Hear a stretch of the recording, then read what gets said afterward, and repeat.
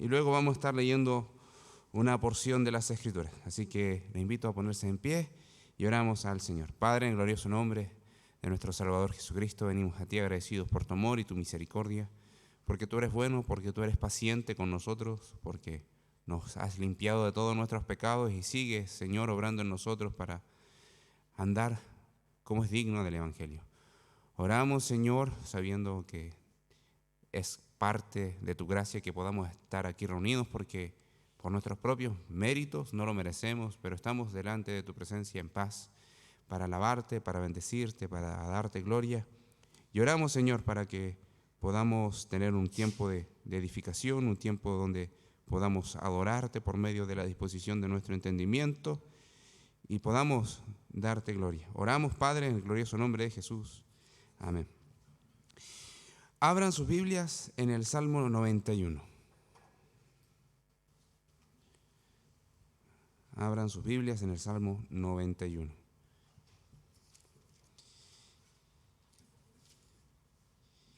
Y lo vamos a estar leyendo de forma completa. De pie damos lectura a la palabra del Señor. Dice así: morando bajo la sombra del Omnipotente.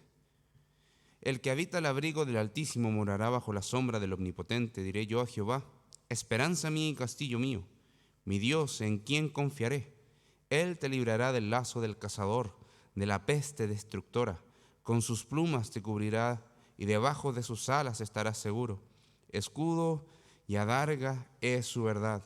No temerás el terror nocturno, ni saeta que vuele de día, ni pestilencia que ande en oscuridad, ni mortandad que en medio del día destruya. Caerán a tu lado 1000 y 10.000 a tu diestra, mas a ti no llegará. Ciertamente con tus ojos mirarás y verás la recompensa de los impíos, porque has puesto a Jehová, que es mi esperanza, el Altísimo, por habitación. No te sobrevendrá mal, ni plaga tocará tu morada, pues a sus ángeles mandará acerca de ti, que te guarden en todos tus caminos. En las manos te llevarán para que tu pie no tropiece en piedra. Sobre el león y el áspid pisarás, hollarás al cachorro del león y al dragón. Por cuanto en mí ha puesto su amor, yo también lo libraré, le pondré en alto por cuanto ha conocido mi nombre. Me invocará y yo le responderé, con él estaré, yo en la angustia lo libraré y le glorificaré. Lo saciaré de larga vida y le mostraré mi salvación. Damos gracias al Señor por esta verdad. Pueden tomar sus asientos.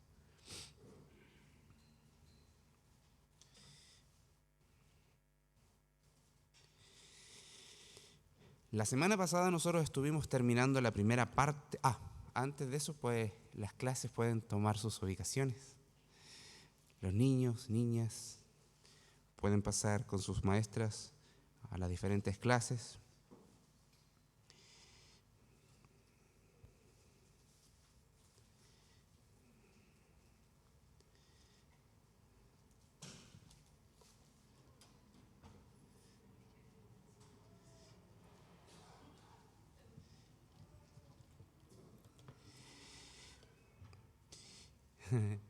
Bien,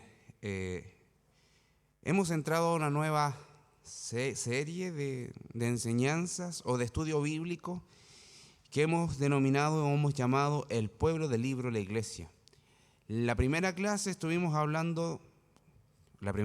que significó 2 domingos, estuvimos hablando qué es la iglesia. Pero hoy día vamos a estar hablando de la membresía de la iglesia de forma un poco más condensada del estudio bíblico, que en su momento vamos a estar enviándolo, pero lo vamos a condensar. Vamos a hacer un resumen y vamos a estar viendo qué significa la membresía. Vamos a estar hablando las implicancias de la membresía, tanto para cada uno de los que somos miembros, para aquellos que son cristianos y deben de ser miembros de alguna iglesia local. Y estamos buscando que esta doctrina sea solidificando nuestra congregación y nos dé parámetros de acción para poder pastorear, discipular a todos los creyentes que puedan estar llegando a nuestra congregación, a todos los creyentes que ya pertenecen a nuestra congregación, y así edificar al pueblo del Señor. Así que voy a preguntar, ¿qué vendría a ser la membresía bíblica o la membresía de una iglesia local?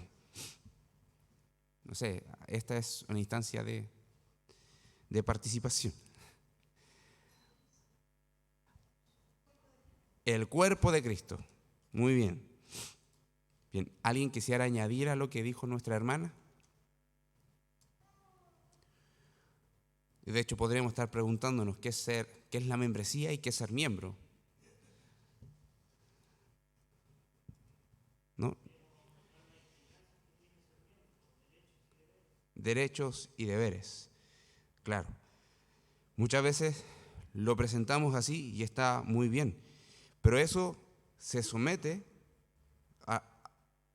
de acuerdo a una realidad. Así que vamos a pasar a la primera diapositiva, que en cierta medida nos establece los parámetros de la membresía. Dice, la membresía describe la realidad de la naturaleza de la Iglesia de Cristo, manifestada en la iglesia local. ¿Cuál es la realidad de la Iglesia de Cristo en términos universales? Que somos el cuerpo de Cristo, ¿cierto? Y que se manifiesta en la iglesia local. ¿Cuál es el sentido? Que da testimonio de la salvación de Dios efectuada en pecadores mediante la fe en el Evangelio del Señor Jesucristo, para que vivan para su gloria en la comunidad de creyentes, quienes deben de animarse unos a otros al amor y a las buenas obras.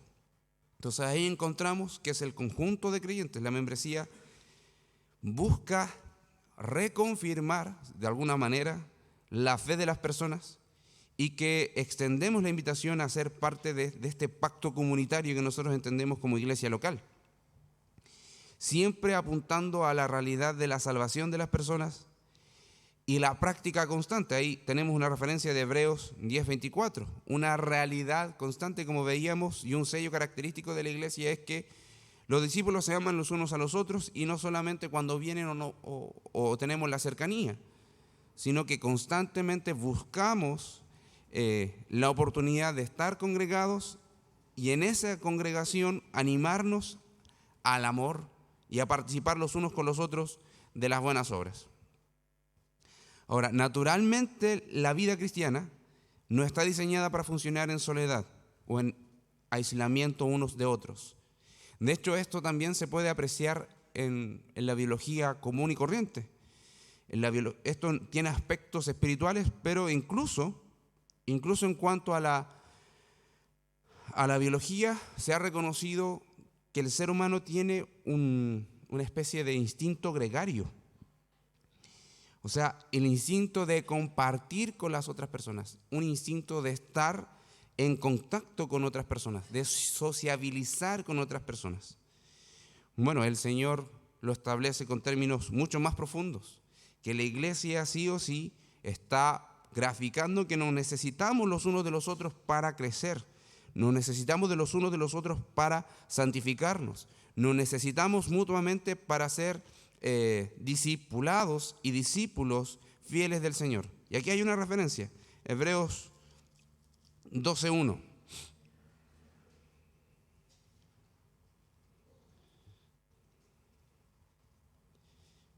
Dice, por tanto nosotros también, teniendo en derredor nuestro tan grande nube de testigos, despojémonos de todo peso y del pecado que nos asedia y corramos con paciencia la carrera que tenemos por delante. O sea, tenemos hermanos que ya corrieron la carrera y que desde el cielo nos están animando a que podamos seguir corriendo la carrera. Si se dan cuenta, esto no es un asunto de solitario. Tenemos hermanos que nos anteceden y según el texto de Hebreos 12 son los hermanos que se habla, los héroes de la fe, la galería de los hombres de fe que vemos en Hebreos 11 y que su testimonio nos está alentando a nosotros a decir, perseveren, perseveren, perseveren.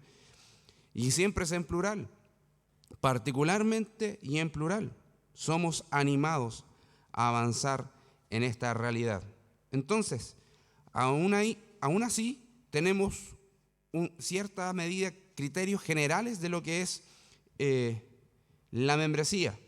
Pero vamos ya a las definiciones como tal.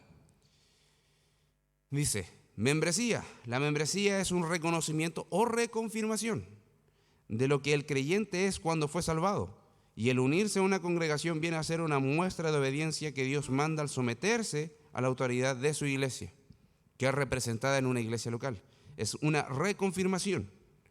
No es que nosotros, por nuestra decisión, hagamos creyentes, no, sino que reconocemos lo que el Señor ya hizo en las personas. Y un miembro, consecuentemente, es miembro de una iglesia local, es un creyente que ha sido reconocido oficial y públicamente como un verdadero cristiano, que es parte del cuerpo de Cristo, el cual se somete a la iglesia por la autoridad dada por el Señor para confirmar y supervisar a los salvados. Entonces ahí encontramos, en cierta medida, la implicancia intrínseca de lo que viene a ser como un deber de un miembro. O sea, no es solamente estar gozando de los beneficios, sino también una responsabilidad que está apoyando también la labor pastoral que se hace, estar ayudándonos a discipularnos los unos a los otros. Bien, ahora, ¿por qué hablamos de que la membresía no parte como un reconocimiento solamente del liderazgo? Porque es la iglesia la que se establece como embajada de Cristo, es la iglesia la que se establece como la autoridad del Señor para atar y desatar. Vamos a la siguiente, dice, en Mateo 16 se les establece las llaves o se les entrega a los apóstoles las llaves del reino. Pero en Mateo 18 coloca esas llaves en manos de la iglesia. Y de hecho encontramos que es una de las pocas veces... Simón, sí. Está extrañando a la mamá. Bien, entonces, en Mateo 18, 16 al 18, es una sección donde se habla de la iglesia de una de las formas primeras que el Señor Jesucristo menciona. Mateo 16 habla de la iglesia en primer lugar. Mateo 18 sigue hablando de la iglesia y está dentro de sus primeras declaraciones o de las primeras declaraciones que encontramos sobre su iglesia. ¿Y qué nos dice los versículos 15 al 18 de Mateo 18? Dice, por tanto, si tu hermano peca contra ti, ve y repréndele, estando tú y él solos. Si te oyere, has ganado a tu hermano. Mas si no te oyere, toma aún contigo a uno o dos, para que en boca de 2 o 3 testigos conste toda palabra. Si no los oyere, a ellos dilo a la iglesia. Y si oyera a la iglesia, tenle por gentil, y si no oyera a la iglesia, tenle por gentil y publicano. De cierto os digo que todo lo que atéis en la tierra será atado en el cielo, y todo lo que desatéis en la tierra será desatado en el cielo. Algunos se confunden con esta expresión de atar y desatar, estableciendo que los apóstoles de la época podían hacer un montón de cosas y tenía repercusiones inmediatas y repercusiones en el cielo. Pero ¿qué es lo que se está estableciendo aquí? Está estableciendo cómo los creyentes se están relacionando los unos con los otros y cómo abordamos el pecado de las personas, cómo nos preocupamos y cuidamos el pecado, cuando los hermanos pecan. ¿Qué hacemos con ellos? Bueno, aquí está estableciendo que la iglesia en su conjunto, liderado primero por un grupito pequeño, se acerca al hermano, luego va creciendo ese grupito y si ya no queda más alternativa, vamos a la asamblea en general. Ahora, esa autoridad se la está entregando a la iglesia y ese es el contexto. ¿Para qué? Para reconocer finalmente a aquellos que están respondiendo en arrepentimiento y fe y para reconocer a aquellos que se están negando a arrepentirse de sus pecados. Y esa es la autoridad que encontramos acá, a la iglesia. Entonces, de aquí se extraen los principios básicos de la membresía, que es la iglesia la que está velando en términos como congregación por los cuidados de los unos de los otros de la vida espiritual, pero también en reconocer la fe de las personas. Claramente eso está siendo liderado por los líderes correspondientes de la congregación, pero la opinión del grupo de pastores, de liderazgo, es la opinión de ellos. No representa necesariamente una voz amplia de toda la congregación. Entonces, por eso también muchas veces se somete al escrutinio las directrices o decisiones de la membresía. ¿Para qué? y se lleva a una votación, ¿verdad? Hemos funcionado así prácticamente históricamente. ¿Por qué? Porque se entiende que la autoridad está en la iglesia. Y Centros Bíblicos es una iglesia, una corporación que se declara congregacionalista. Eso quiere decir que la iglesia, en términos fundamentales, fuertes, profundos, es la que tiene la palabra, es la que tiene la primera y la última palabra. Los pastores están para guiar ese proceso y se presentan propuestas, pero finalmente la resolución la toma la membresía en su conjunto, considerando a los pastores también como miembros, ¿sí? Hay una garantía interesante. Cuando hablamos incluso de los votos de los pastores en términos de la corporación, hay veces que tienen por derecho propio, porque son pastores, a veces pareciese que pudiesen votar 2 veces, pero en el directorio y en la congregación, cuando son parte de una membresía de una iglesia, su voto es como de un hermano más. Se le considera, por supuesto, pero es un voto, no anula a los demás. Bien, ¿por qué? Porque se tiene que dar esta realidad. En su conjunto, la iglesia, como un ser que el Señor estableció, como una institución, mejor dicho, que el Señor estableció, que es conjunto de muchas personas, dirimen ciertos aspectos. Y esa es la autoridad que vemos acá. Y de hecho, hay casos fuertes que vemos en la Escritura y que se trata y que el apóstol Pablo invita a la iglesia de Corinto a que tomen ellos el caso. Vamos a 1 Corintios 5.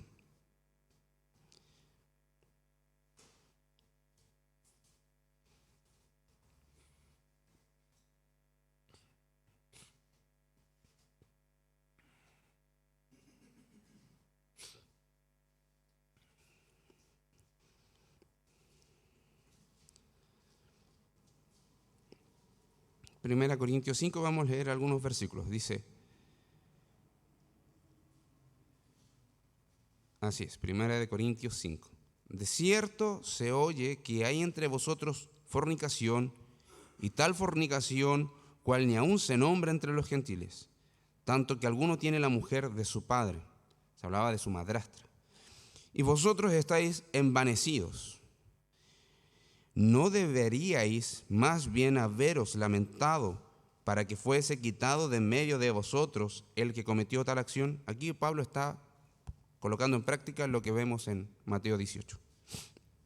Ciertamente yo, como ausente en el cuerpo, pero presente en espíritu, ya como presente he juzgado al que tal cosa ha hecho.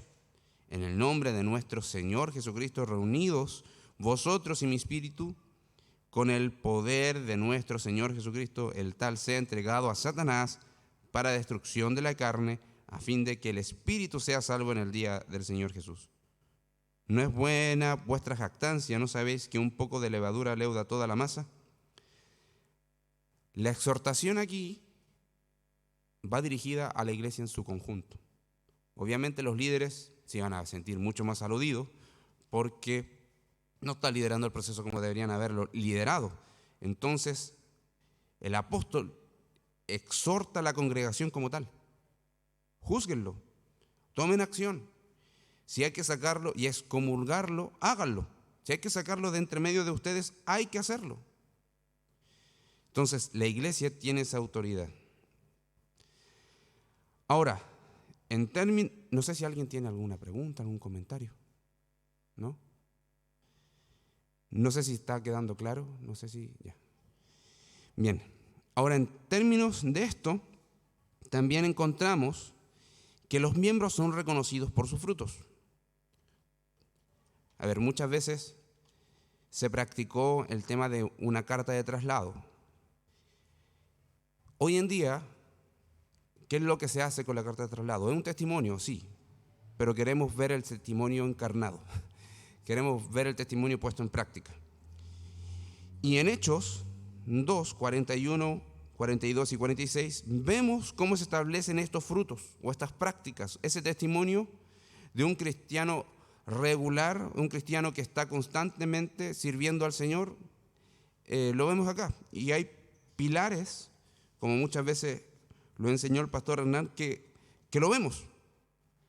Dice 41 y 42. Así que los que recibieron su palabra, fueron bautizados. Y se añadieron aquel día como 3,000 personas. Y perseveraron en la doctrina de los apóstoles, en la comunión unos con otros, en el partimiento del pan y en las oraciones. Y nos saltamos al versículo 46, perseveraron unánimes cada día en el templo y partiendo el pan en las casas, comían juntos con alegría y sencillez de corazón. ¿Qué encontramos acá? Que la iglesia tiene la autoridad no para hacer la obra de Dios, sino para reconocer la obra de Dios. ¿Sí? Eso es importante. Lo que Dios, el único que salva es el Señor. Entonces nosotros vemos eso y buscamos medios para comprobarlo. Primero acá, el versículo 41 habla de los bautizados, ¿verdad? Después el versículo 42 habla de los que perseveran en la doctrina de los apóstoles. Después vemos la comunión, que eso habla también de la cena del Señor. Y también vemos el partimiento, la comunión, el estar juntos, y el partimiento del pan es la cena del Señor. Y vemos también llevar a cabo, ejecutar medios de gracia, como las oraciones. Medios de gracia no es como un medio donde alcanzamos gracia, sino medios donde manifestamos la gracia recibida. ¿Sí? Y versículo 46, que no solamente están en el templo, sino que están partiendo el pan en las casas, sino que comparten juntos a veces comidas, están teniendo comunión los unos con los otros, incluso invitándose a las casas para poder tener momentos gratos de comunión. Entonces, ahí vemos ciertos criterios de lo que nosotros encontramos para reconocer a aquellos que el Señor ya ha salvado. Bien, entonces, la iglesia reconoce la obra de Dios, reconoce la salvación del Señor, pero es la iglesia la que decide incorporar nuevos miembros a la iglesia. Sí, porque no es la comunión, si se dan cuenta, no es la perseverancia de la doctrina de los líderes, o solamente la comunión con los líderes, sino, dice, con la iglesia. Es con la iglesia la comunión. Y así también son quienes llevan a cabo la excomulgación, como vemos en 1 Corintios 5. Ahora, pregunto, ¿qué es excomulgar? Cerrarle la puerta, no dejarlo entrar. Sacarlo, ¿en qué sentido?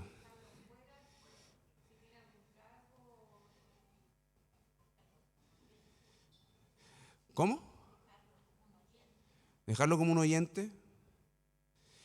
La excomulgación tiene que ver con comulgar. Y es un término de la cristiandad antigua. Y la comulgación que nosotros reconocemos, bíblica, es la cena del Señor. Nosotros no le decimos comulgar, sino le decimos la comunión. Es que no podemos, o sea, si ya lo sumergimos, no podemos retrotraer eso. Sí, la cena sí, es un medio de gracia constante, que nos recuerda el Evangelio y la gracia que hemos recibido. Entonces no le cerramos las puertas, pero reconocemos públicamente que es un incrédulo.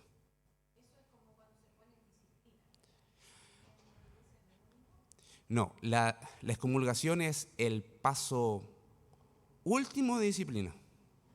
La disciplina entendemos que es un proceso que parte no necesariamente de decir, ya, te vas al rincón de los discipulados, y luego, no, vamos, primero, la disciplina comienza con el trato de consejería, porque nos acercamos para aconsejar y para escuchar, para ver cuál es su problema. ¿Por qué consejería en primera instancia? Porque a veces basta de conversar con el hermano, recordarle algunas verdades, y el hermano o la hermana va a venir al arrepentimiento, va a querer replantear su vida. Entonces ahí la disciplina quedó, pero entramos en el periodo de consejería. Entonces es importante también informar y pedir que estén orando por eso. Ahora, cuando ya entramos con un periodo de disciplina como más formal, es cuando el hermano dice, sí quiero, pero, ya, ahí hay un pero. Entonces tenemos que ya empezar con un trato, y ahí en cierta medida tomamos algunas acciones, como por ejemplo el asunto de la cena. Sería recomendable quizás que no esté participando de la cena. ¿Por qué? Porque probablemente esté manifestando en su corazón una resistencia a lo que se le está diciendo. Es diferente cuando el hermano dice, tengo una debilidad, y reconoce que tiene una debilidad. Es muy distinto cuando vemos una debilidad versus una rebeldía. Porque el hermano débil probablemente quiere ser fuerte, quiere cambiar su vida. Ahora, dependiendo cómo vaya el proceso, por eso es caso a caso, como vaya el proceso podemos tomar ciertas acciones, como recomendar. ¿Sabes qué, hermano? Quizás no sería bueno que esté participando de la comunión hoy día o durante algún periodo. ¿Por qué? Por lo mismo, porque les invitamos a examinarse. Cuando hablamos de la membresía, en la comunión, en la cena del Señor, el mandato no lo tienen los líderes. La autoridad de la mesa no es de los líderes, es de el Señor, es la mesa del Señor. Entonces, ¿qué hacemos? Recordamos a los hermanos que sean conscientes de que aquellos que han creído pueden pasar a la mesa. Recordamos a aquellos que han sido bautizados, pasen a la mesa del Señor. Aquellos que están teniendo una regularidad, como vemos acá, como en Hechos 2:41, que pasen a la mesa. Entonces, cuando se hace ese recordatorio, pero el hermano, a pesar de eso, en su libre conciencia, no se examina como es debido, en 1 Corintios no dice que el juicio lo ejerce la iglesia. ¿Quién lo hace? Vamos a 1 Corintios 11.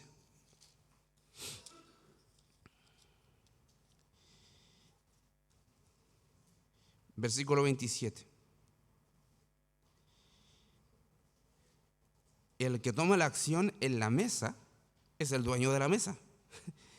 El que toma acción en la cena del Señor es el dueño de la cena, que es el mismo Señor. Dice, de manera que cualquiera que comiere este pan o bebiere esta copa del Señor indignamente será culpado del cuerpo y de la sangre de Cristo. Entonces el Señor inculpa de pecado grave a aquellos que no se examinaron al venir a la mesa. Y que a pesar de las advertencias de los líderes, de la exhortación de que, versículo 28 dicen, pruébese cada uno mismo y pruébese, examínese y venga en arrepentimiento, confiese al Señor. Si hay alguien que no lo hace de esa forma, va a estar comiendo juicio, porque no estaba discerniendo el cuerpo de Cristo. Entonces ese juicio no lo establece los líderes, lo establece el Señor.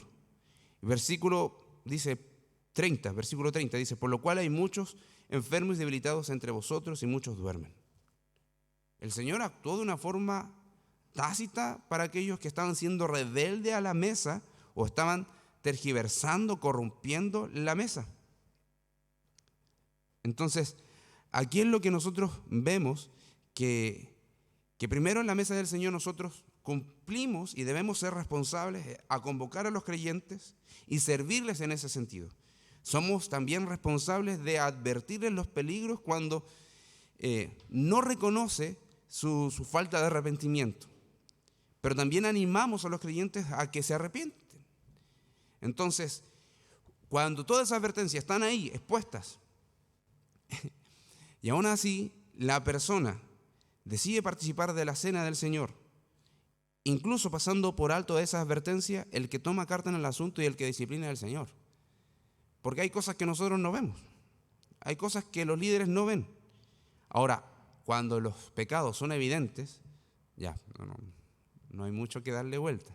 Entonces hay en el amor del Señor, porque siempre la disciplina no es un asunto punitivo, de como que te vamos a colocar en una cárcel espiritual. No, busca la restauración. De hecho, por más que suene duro lo que Pablo dijo en 1 Corintios 5, busca el arrepentimiento, busca la salvación. Dice, bueno, que el cuerpo sea ahí, pero que su espíritu sea salvo. Sea castigado el cuerpo, pero para que aprenda y que el Señor lo salve. Ese es el objetivo. Entonces, cuando nosotros procedemos como membresía en disciplina y llamamos al hermano al arrepentimiento, buscamos eso, una restauración en la comunión. No buscamos que se vaya, como que menos mal que no viene hoy día. No, menos mal que no me lo voy a topar más en las reuniones de miembros. No, de hecho, aquellas personas que vemos que son duras en cuanto a la palabra del Señor y en el arrepentimiento, debemos de colocarle un extra en nuestras oraciones y un extra de amor. Un extra de amor, porque queremos que sea salvo, si es que no lo es. Queremos que se restaure si es que está dañado. Y queremos que deje su pecado si es que está perseverando en alguno.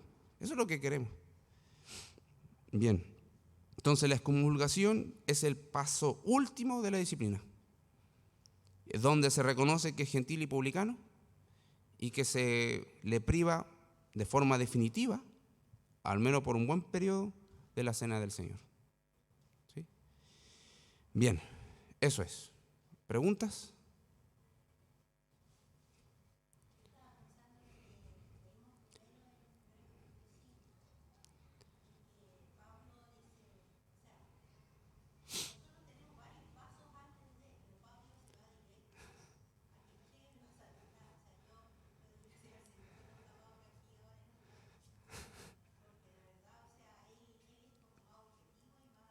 Es práctico.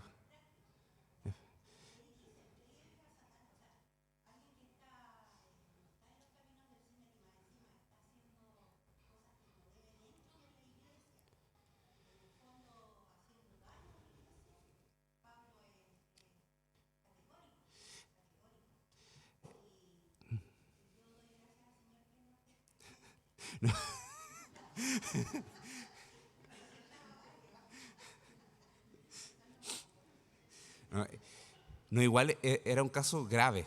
Y de hecho, no es por remontarnos, pero nosotros como iglesia tuvimos casos graves. Y en cierta medida fue eso lo que hicimos como miembros. Entonces, aquí está diciendo, hay un caso de inmoralidad que ni siquiera se ve entre los gentiles griegos. Y los griegos eran buenos para la vida, buenos para la inmoralidad, buenos para todas las cosas, y mezclaban la religión con la moralidad o la inmoralidad sexual en ese sentido. Entonces, Pablo está diciendo, eso no se ve ni siquiera en ellos. Ahora, ¿cuál es la realidad que estaba ocurriendo en la iglesia? No es que él abiertamente estuviese paseándose con la esposa sino que era un caso conocido, probablemente lo hacía en su lugar de hogar, en su hogar, pero aún así era grave. Entonces ahí viene la idea de supervisarnos los unos con los otros, no solamente en el tiempo que estamos aquí reunidos, sino que cómo va nuestra vida, cómo va nuestra adoración. Y además probablemente él se estaba sentando a la mesa. Entonces, aquí Pablo está diciendo no hicieron ningún paso anterior. Entonces, tienen que ir derecho al punto. Y creo que de repente, ojalá que el Señor nos ayude a no toparnos con esa irresponsabilidad de los líderes, que tengamos que, por no haber tratado el tema antes, llegar y convocar a la iglesia directamente a la excomulgación. No es la idea, sino que tiene que haber un asunto de pastoreo.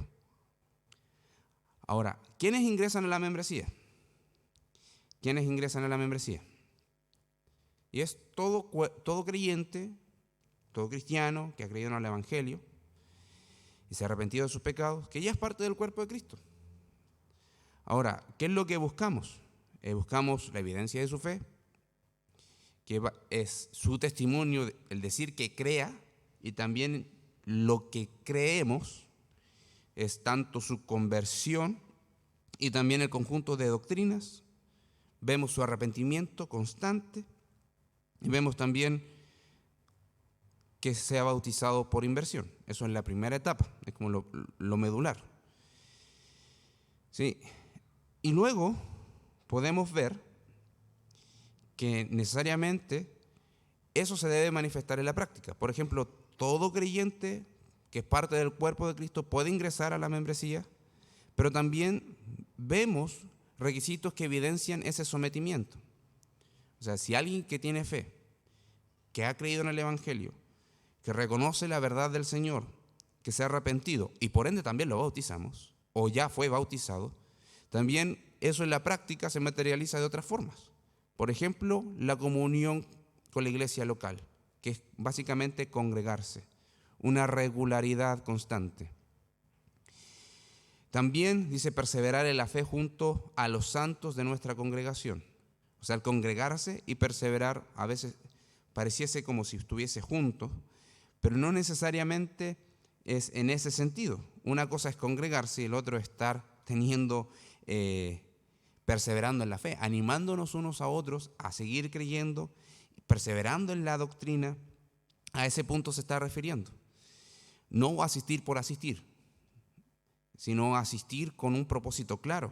Hebreos 10, 23 al 25 establece de que debemos de estimularnos al amor y a las buenas obras.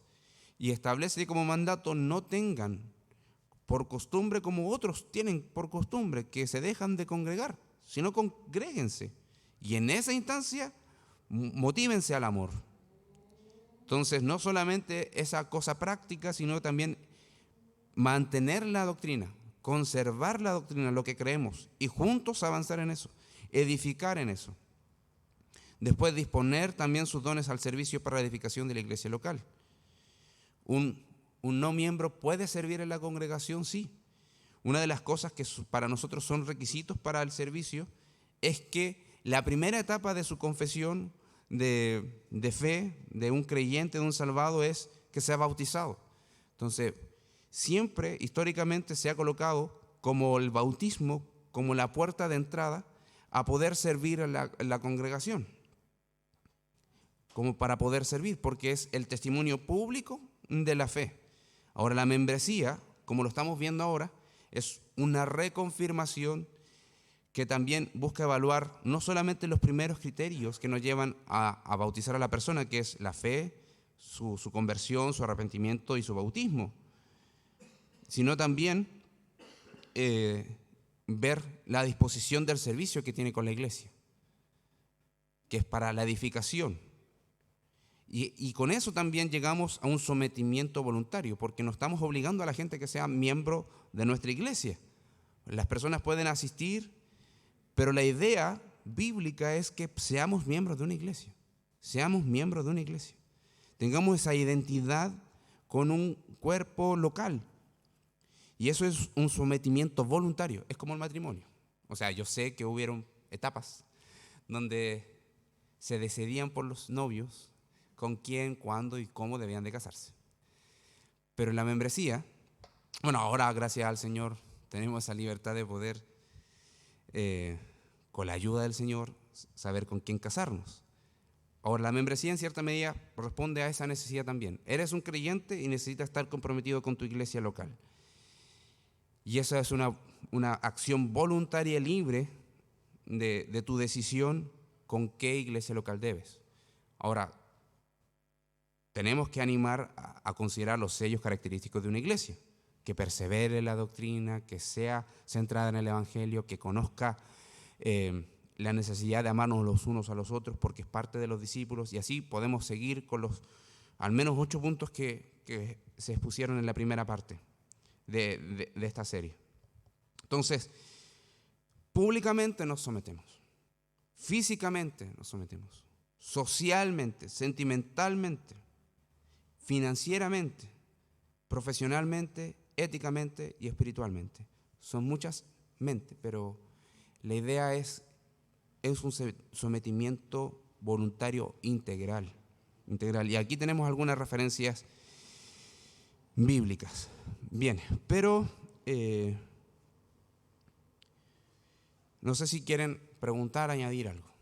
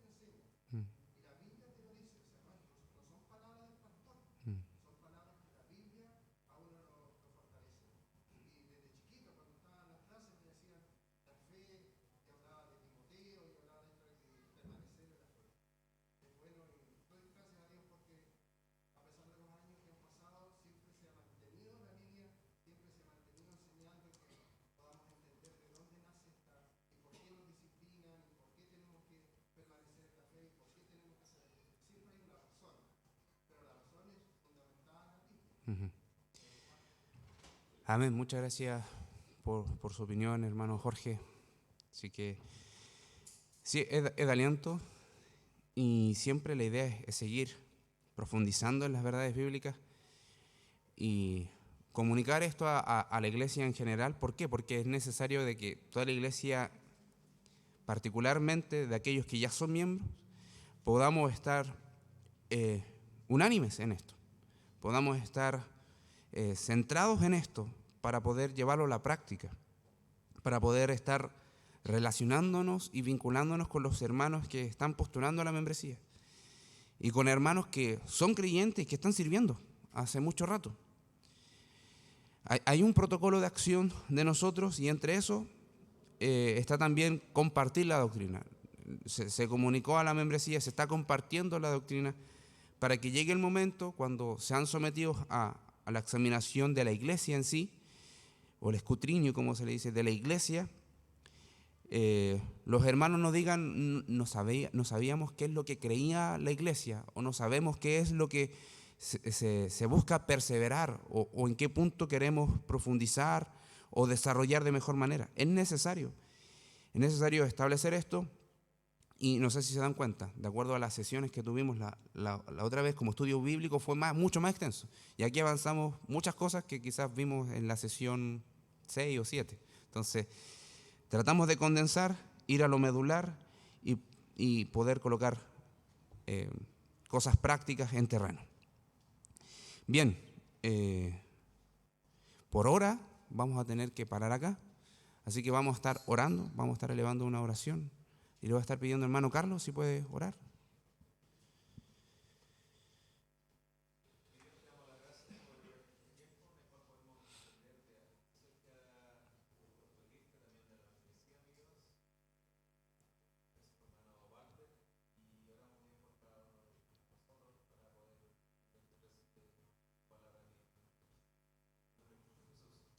Amén.